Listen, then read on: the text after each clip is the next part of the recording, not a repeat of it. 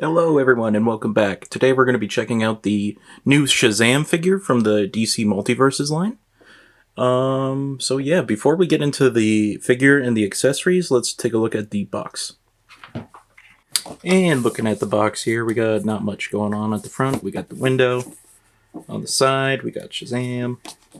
We get this nice comic book image of SHAZAM eating an apple on the little ledge. I'm assuming it's his grade school or high school. Looking nice. We get SHAZAM DC Rebirth right there, and back on the front, we get the gold label.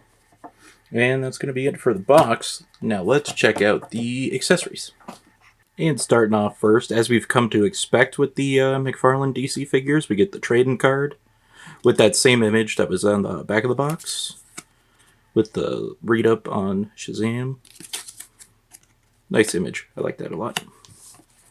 Next up, another thing that we've come to expect with the McFarlane figures is the little hockey puck stand with the one peg. We've also got these two lightning effects, which they're not exactly the same. They got two different sculpt patterns going on, and they're used for almost like lightning gauntlets, I guess. Made out of really nice clear plastic. It's not exactly white. It's more of a very, very light blue. Okay, nice. You get two of them, by the way. One for each hand. And speaking of hands, we get two sets of hands. We get a left and a right fisted hand, and then we get a left and a right, I guess, like open casting hand. I don't know how you would describe this gesture with the hand. Interesting. Alright, and that's going to do it for the accessories. Let's take a look at Billy Batson himself. And here we got Billy, or SHAZAM, looking really sweet. This comic version I was really excited to get my hands on. But also at the same time, when I found out that this guy was coming out, they also announced a Zachary Levi. And I'm perfectly happy with this one. I'm kind of debating whether or not to also get the Zachary Levi SHAZAM. Let me know what you guys are going to do in the comments. Are you going to get one or the other, or are you just going to be like me and possibly get both? Because that definitely could happen for me. Looking at the sculpt, I love the gold. The gauntlets, the belt, the little lightning logo. And he's got the same thing going on with his lightning logo as the Black Adam did, where it's not quite sculpted or glued all the way through the whole thing, which adds a little bit of articulation. You don't lose anything, you just gain what you would have lost, pretty much. And looking at the back, lifting up the cape, a little dark. We get the SHAZAM butt right there. The suit has this really small little bump texture on it. Not sure if the camera's picking that up quite perfect, but yeah. And then as far as the head sculpt goes, very nice. I probably would have liked a smirk on him a little bit more, but it's a nice head sculpt.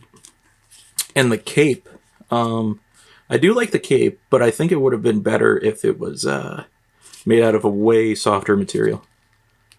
Really, really too hard as far as capes go. Wish this was softer plastic. It's still soft, but needs to be softer. Alright. That's going to do it for the once-over of the figure.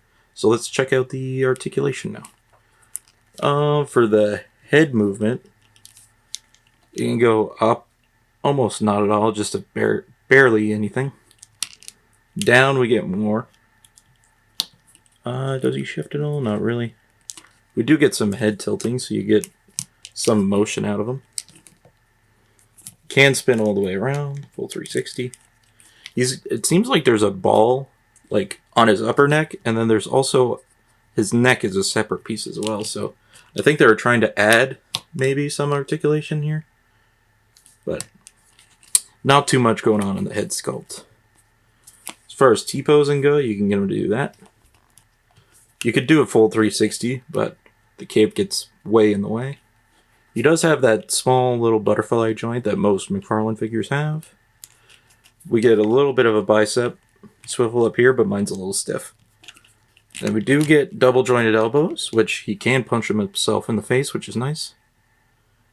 I've noticed this with most McFarlane figures, is that they're running into these weird shaped elbows for their double jointed elbows. These little leftover pieces right here.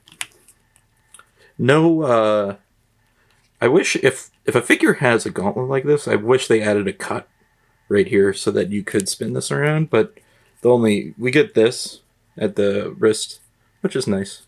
Would have been cool to have it at the forearm. And both sets of hands hinge up and down. They kind of, depending on which way you have it oriented, that's the way it moves. And then for the diaphragm, he rotates up here, crunch, and back just a little bit. He doesn't really crunch that much at that joint. He does have diaphragm pivot. And waist, he can spin them all the way around. Those two points working together doesn't quite add as much as articulation or crunch as I would want. Especially since they thought enough ahead to make this not attached. But still not enough to me. He does bend back a lot, which is nice, but almost not very much forward. And for his legs, he can kick out about that much. We get double jointed knees, which, let's see, and we do get some butt kicking action right there. And for boot rotation, same thing with the forearm. If a figure's got these like high boots, make that a cut. Put a cut right there. Make it so that he can move that guy around. As for the feet, we get up and down. We do get toe articulation.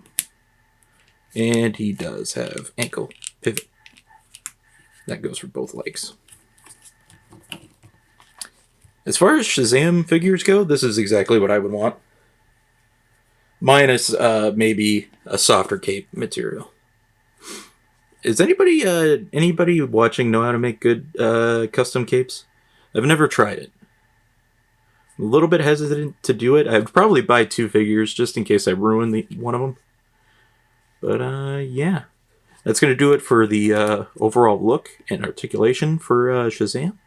Now let's get some measurements and some comparisons. Oh yeah, and in case you guys were wondering, this is what he looks like with his lightning gauntlets. You kind of just have to stuff them into this little hole right here and hope that his fist is facing the right way, because for me it tends to spin around on me and make it look like his fist's on backwards. Okay, let's get to the measurements. And for this McFarlane Toys SHAZAM figure, he's standing probably at the 7 1/4 inch mark. And here we have The Rock in his Black Adam form next to SHAZAM. Looking great. I can't wait to get the Zachary Levi, actually, to compare them. I really hope someday they do a movie with the Zach Levi and The Rock. So yeah, and there's the comparison with Black Adam. And here we have SHAZAM next to a standard 6-inch Marvel figure. We have the Spider-Man from the Retro card line. Well guys, that's going to do it for me on this video. And if you enjoyed, don't forget to drop a like and leave me a comment. Will you be also picking up the Zachary Levi SHAZAM? Are you comfortable with just this SHAZAM in your collection? Or are you going to pick up both? Be like a super dork like I am. And yeah, so leave a like. Don't forget to subscribe for more figures. And hope you guys have a great day.